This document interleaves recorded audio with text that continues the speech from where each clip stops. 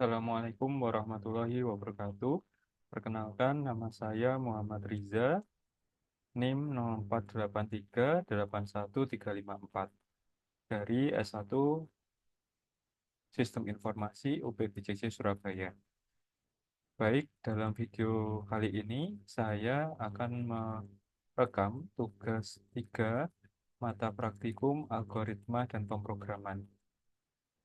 Dan untuk soalnya adalah membuat program sederhana menggunakan operator if dan array dengan kasus berikut.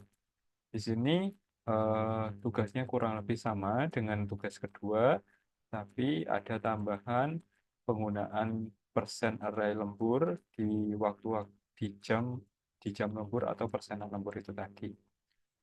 Baik, akan kita mulai dengan menggunakan Java. Karena di sini saya tidak memiliki aplikasi untuk Java compiler, jadi saya menggunakan aplikasi online dengan alamat jdoodle.com, online Java compiler. Nah, mari kita tuliskan terlebih dahulu. Di sini kita split saja biar kelihatan seluruh.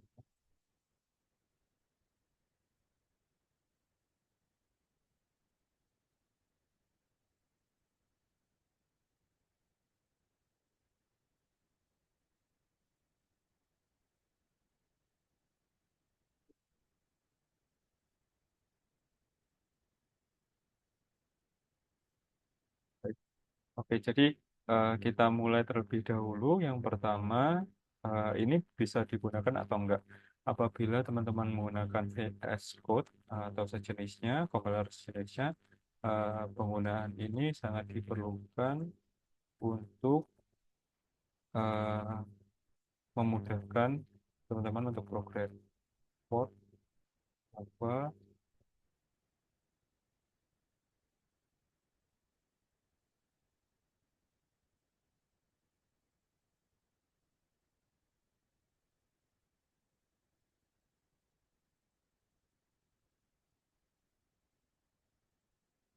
kita namakan untuk ini adalah tiga ya teman-teman.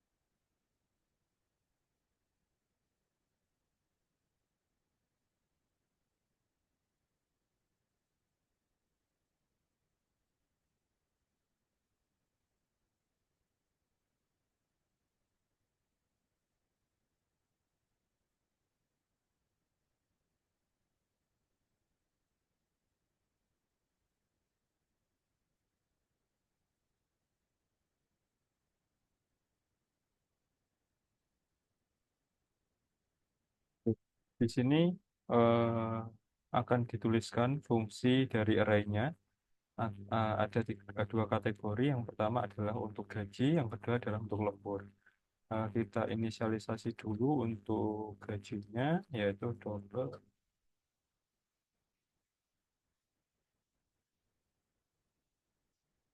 Gajinya tadi di sini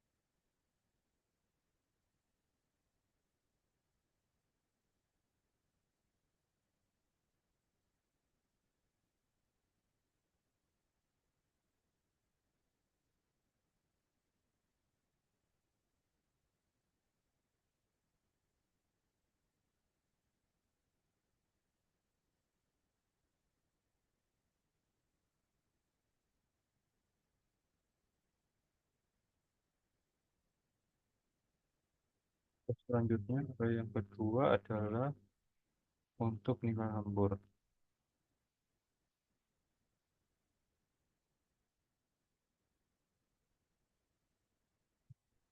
Karena yang di sini dikatakan lembur dalam bentuk persen, 30%, maka 30/100. Langsung kita tuliskan saja 30 berarti koma 0,32 untuk 32%, 0,34 untuk 34%, 0,36 untuk 36%, dan di sini 0,38 ya teman-teman yang terakhir. Terus tutup kurung, jangan lupa dikasih titik koma untuk terakhirnya atau akhirannya. Nah, terus selanjutnya sistem ini adalah kita menampilkan output atau printnya di eh, output ketika sudah dieksekut.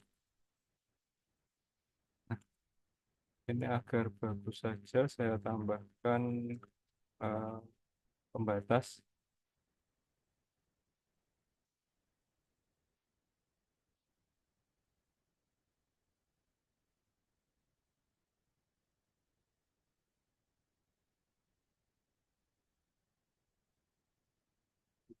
di tiga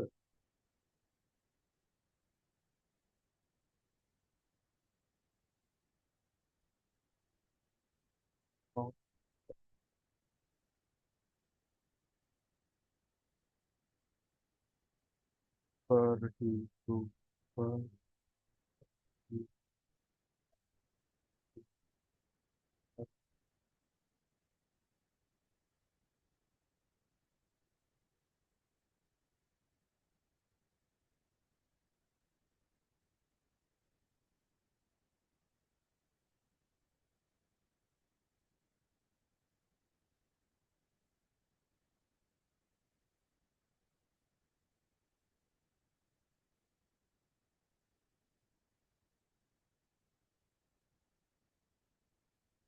Oke.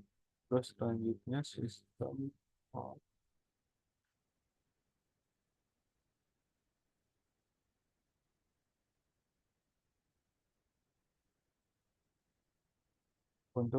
untuk pertanyaan ketika memasukkan golongan oleh user.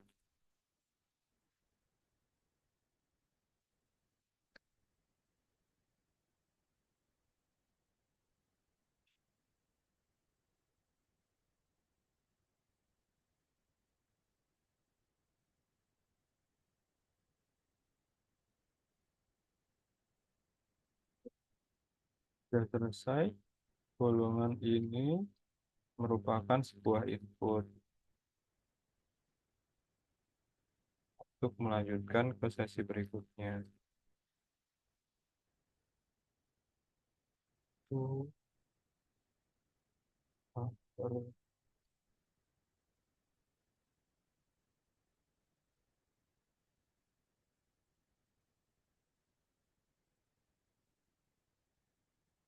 now. Sama ya teman-teman, jadi harus nol eh, sesuai. Belum di pokok. Ini adalah inisialisasi ketika gaji pokok umumnya adalah nol atau inputan utamanya. Terus untuk sesuai itu, ini fungsinya untuk menginisialisasi apakah golongan yang diinputkan sudah sesuai atau belum. Nah, nilai boolean ini hanya true dan false saja. Terus selanjutnya golongan if golongan sama dan dipilih A, jika golongan dipilih A, maka gaji pokok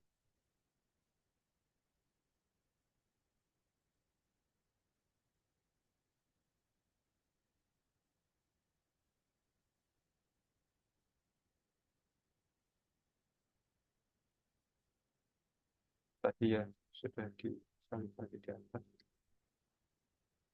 dan tutup. Ini. Kondisi kedua, else if golongan sama dengan B,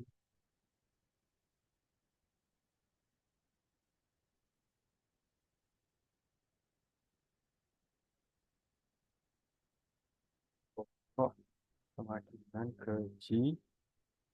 Ini dimasukkan nilai arraynya sama dengan 1.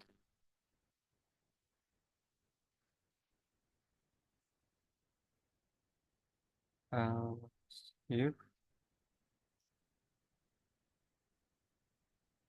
golongan dibaca kembali jika golongan merupakan nilai C, maka gaji pokoknya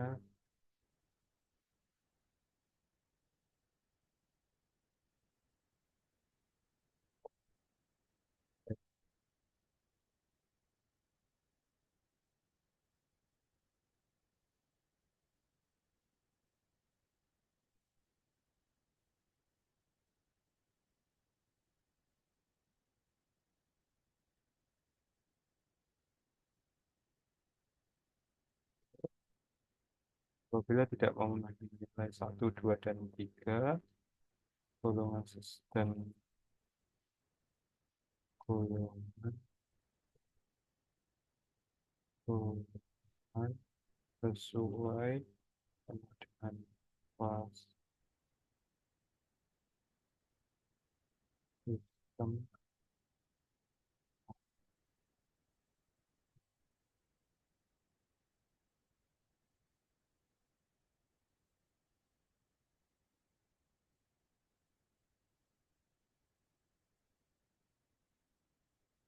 Apabila yang diinputkan tidak termasuk golongan A, B, atau C, golongan sesuai sama dengan kelas. Arti dari boolean yang sudah diinisialisasi di atas. Nah, ini sudah. Oke.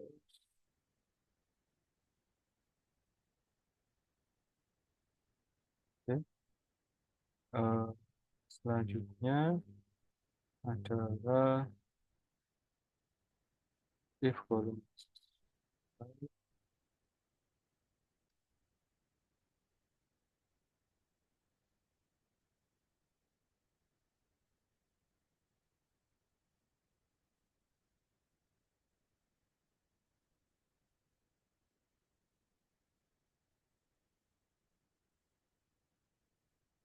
untuk fungsi memasukkan jam lembur apabila golongan sesuai.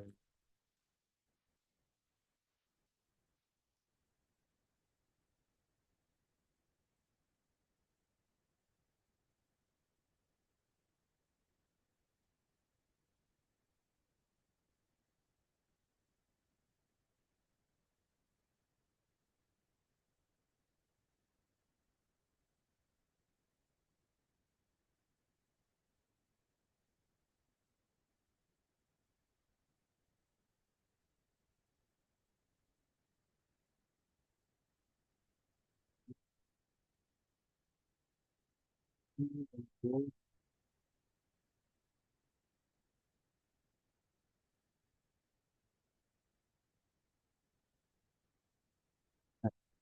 setelah diinisialisasi seluruhnya untuk golongan apabila golongan sesuai dan akan ngeprint atau menampilkan masukan jam lembur dan jam lembur dapat di, diinput oleh pengguna dalam bentuk integer.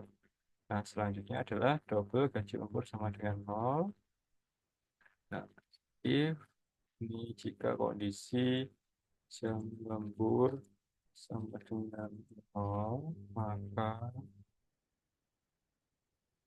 gaji lembur sama dengan gaji pokok dikalikan 0.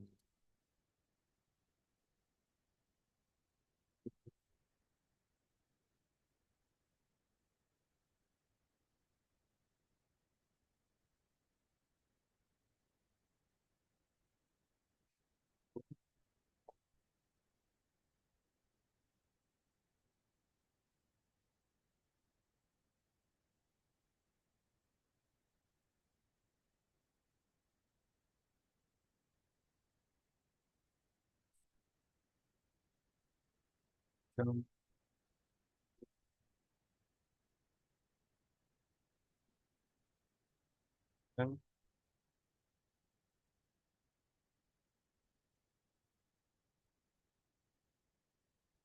lebih besar dari nol. L if jam lembur kemudian lebih besar dari nol. Dan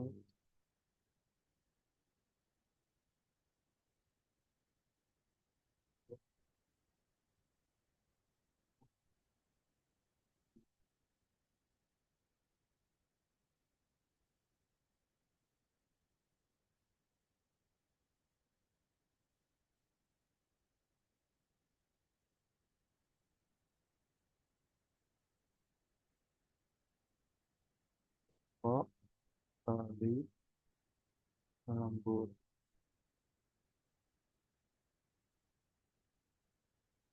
jam lembur min satu.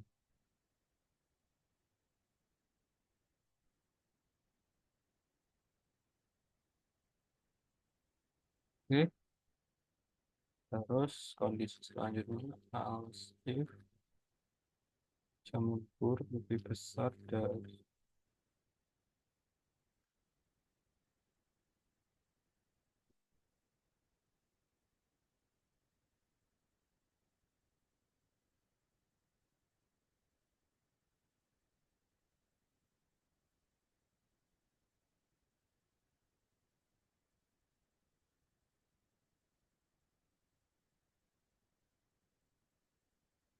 kok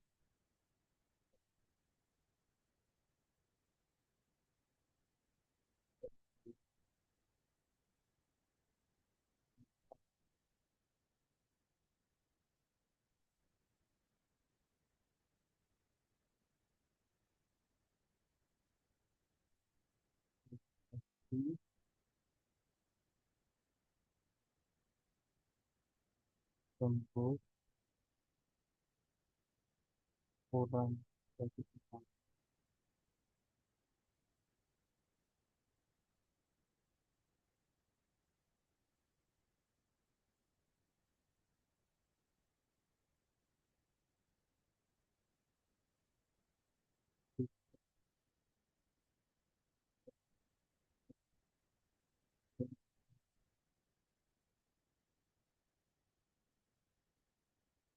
Itu tidak sesuai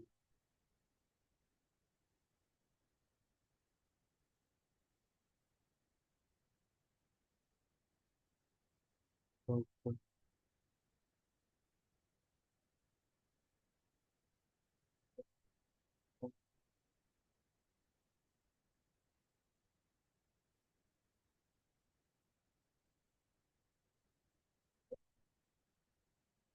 lembur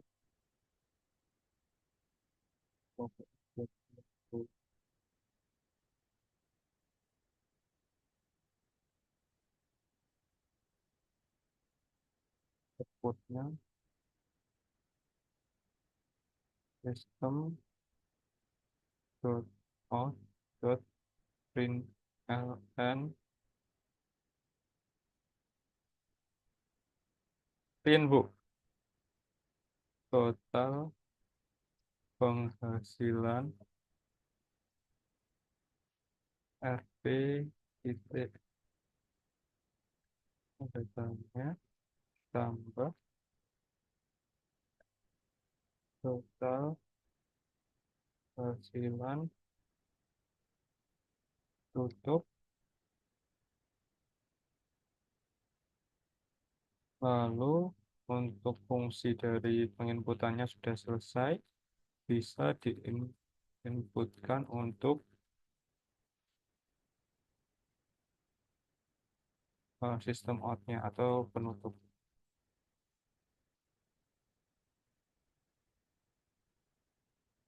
Oke, ini adalah garis penutup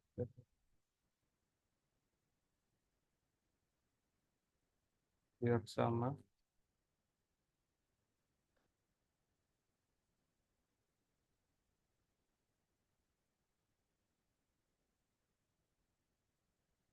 Oke. Ini coba kita execute dulu apakah sudah sesuai atau belum. Kalau misalkan nanti ada error, kita perbaiki.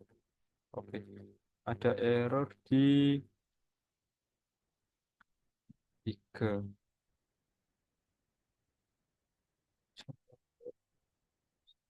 36. If jam lembur sama dengan 0, gaji lembur sama dengan gaji pokok dikalikan 0. Else if jam lembur sama dengan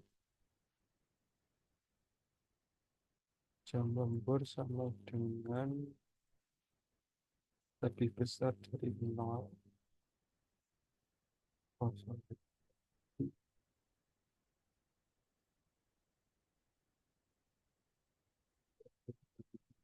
Karena lembur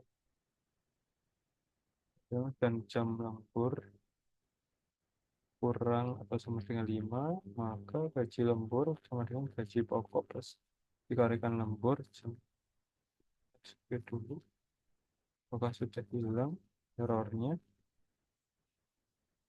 Oke, error di 38. Else if jam lembur kurang dari 0, maka sistem akhir jam tidak sesuai. Oh, kurang.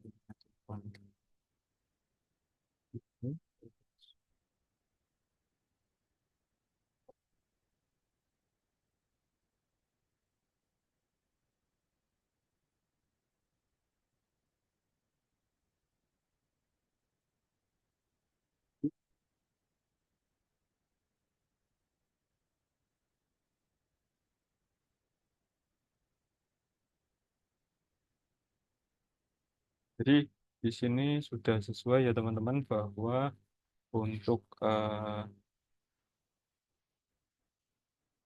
tampilan outputnya yaitu tugas 3 perhitungan gaji karyawan masukkan golongan A, B atau C. Kita coba masukkan golongan A, maka nanti seharusnya dia muncul untuk eh, masukkan jam lembur. Nah, jam lembur ini tadi kan sesuai. Ini adalah 1, 2, 3, 4, 5 sesuai arraynya. Kita coba masukkan 3. Kalau 3 berarti 34%, sehingga nilainya 0 dikalikan 0,34. Maka perolehan yang dihasilkan oleh karyawan tersebut adalah A adalah 5 juta dan 0,34 adalah 1.700.000. Jika ditotal sesuai dengan fungsi double total penghasilan gaji pokok plus gaji lembur adalah 6.700.000. Kita buktikan dengan kalkulator. eh, Berarti kan nilai 5 juta dikalikan 0,34, maka bagi 100 dulu.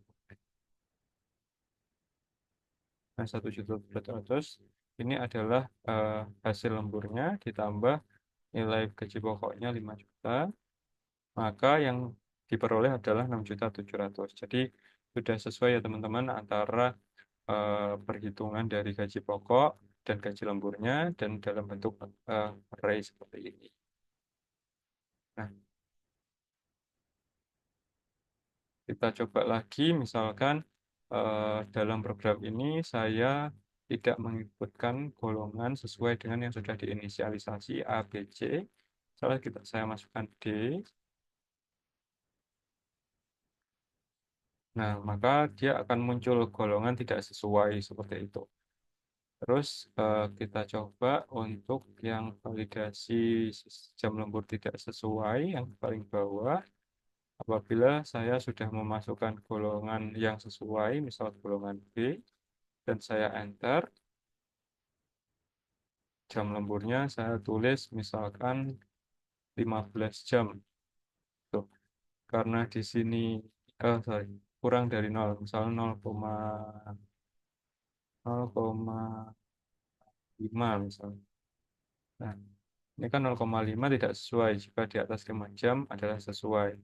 Kita coba enter. Maka di sini error ya teman-teman karena memang tidak diinisialisasi tadi. Sekian dari eh, presentasi atau tugas 3 yang sudah saya kerjakan. Untuk kurang lebihnya, eh, penggunaan array ini sangat dianjurkan apabila terdapat data yang cukup banyak sehingga menginisialisasi data tersebut sehingga lebih ringkas, tidak dipanggil atau tidak diperjelas satu persatu seperti pada tugas 2 sebelumnya. Sekian dari saya. Wassalamualaikum warahmatullahi wabarakatuh.